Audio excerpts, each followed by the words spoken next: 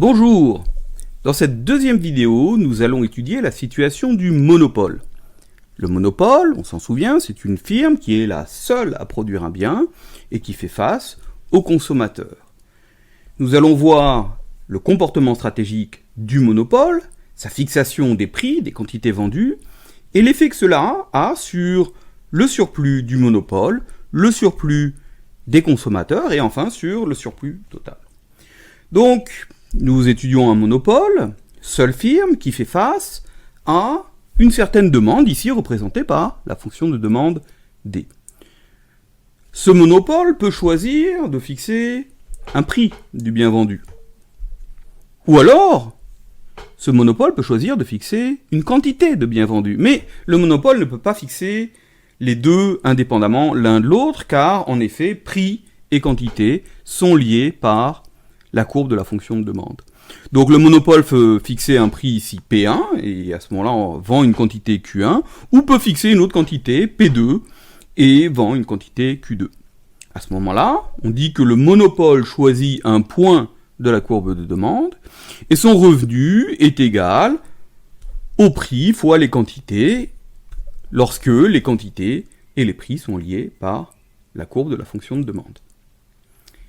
Maintenant, nous allons voir le revenu marginal du monopole. Donc on se demande combien rapporte au monopole une unité supplémentaire vendue. Donc pensons à notre monopole faisant face à une courbe de fonction de demande D, fixant un prix P et vendant une certaine quantité Q. Il est possible d'augmenter légèrement les quantités vendues pour passer de Q à Q plus DQ, mais à ce moment-là, il va falloir changer les prix, et les prix vont devoir baisser un petit peu en passant de P à P plus DP.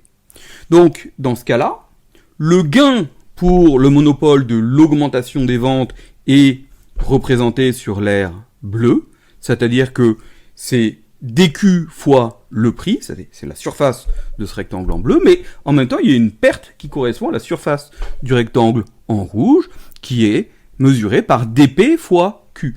Qu'est-ce que ça veut dire du point de vue économique? Ça veut dire que le monopole peut augmenter ses ventes et que chaque unité supplémentaire vendue sera vendue à un prix P, d'où cette surface de DQ fois P. Mais pour augmenter les ventes, il va falloir baisser le prix. Et il va falloir baisser le prix non seulement pour les dernières unités vendues, mais pour l'ensemble des unités déjà vendues. Cela signifie donc une perte qui correspond à DP fois la quantité déjà vendue, donc cette surface DP fois Q. Donc qu'est-ce qu'on écrit? On écrit que le revenu du monopole est donné par P fois Q, et si on regarde donc la pente de cette fonction de demande, elle nous indique que DP c'est 1 sur D' de P fois DQ, et par conséquent, le revenu marginal du monopole en Q, c'est-à-dire ce que rapporterait une unité supplémentaire vendue, c'est P, c'est-à-dire le premier effet, le fait d'augmenter les ventes. Et on a un deuxième terme qui, lui, est négatif, Q sur D' de P. D' de P étant négatif parce que la fonction de demande est décroissante. Et ce dernier terme correspond à l'effet de la diminution des prix sur l'ensemble des quantités déjà vendues.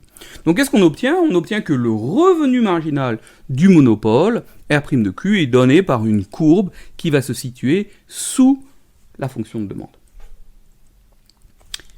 Maintenant, étudions le choix optimal du monopole. Quel est le choix optimal de paire prix-quantité vendue pour le monopole? Eh bien, nous connaissons maintenant le revenu marginal du monopole donné par cette courbe R'.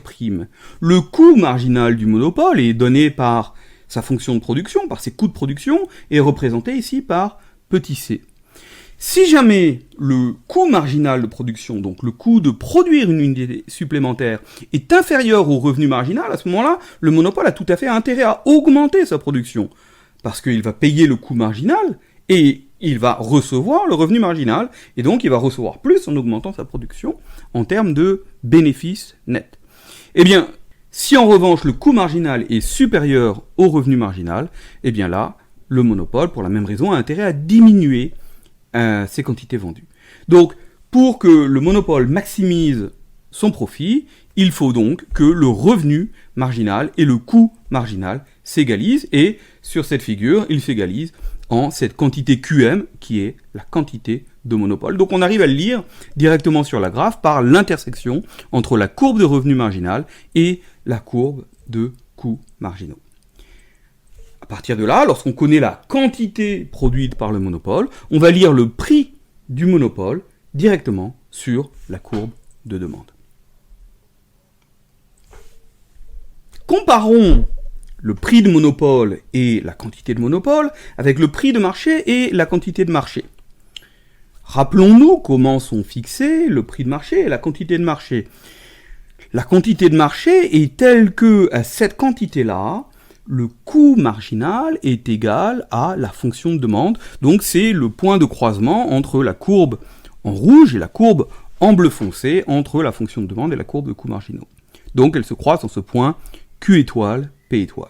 Eh bien, qu'est-ce qu'on voit? On voit qu'étant donné que la courbe de revenus marginaux est au-dessous de la courbe de la demande et que la courbe de coûts marginaux est croissante à l'intersection entre la demande et la courbe de coûts marginaux, dans ce point Q étoile, P étoile, forcément, la quantité de monopole doit être inférieure à la quantité de marché. Ça a une intuition très claire, cela veut dire que le monopole réduit les quantités vendues pour faire augmenter les prix et donc augmenter son bénéfice total.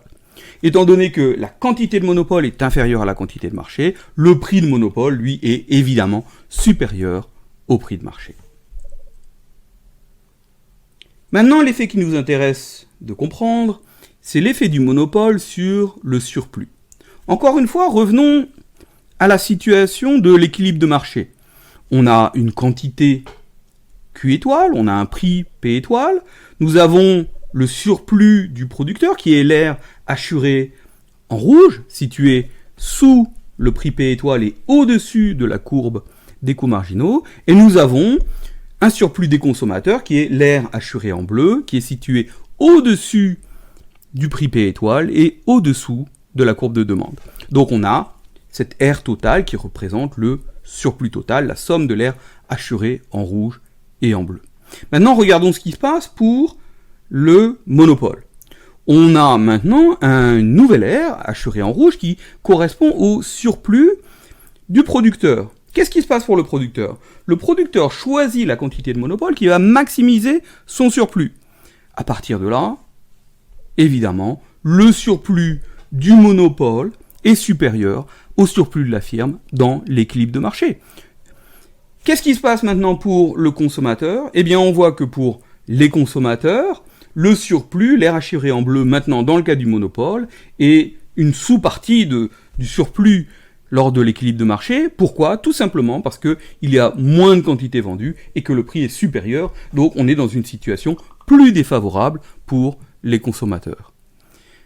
Donc on a un monopole qui est plus favorable aux producteurs, moins favorable aux consommateurs que l'équilibre de marché. Qu'en est-il pour le surplus total, si on arrive à comparer les deux?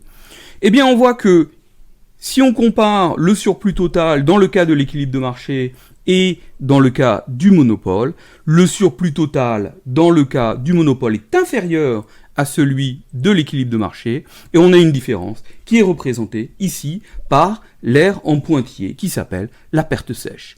Donc le monopole augmente son surplus par rapport à l'équilibre de marché, le consommateur ou les consommateurs, eux, diminuent le surplus, mais si on regarde le surplus total, là on a une perte si on compare le monopole à l'équilibre de marché, et qui s'appelle évidemment la perte sèche. Je vous remercie de votre attention, et dans la prochaine vidéo, nous allons étudier le duopole.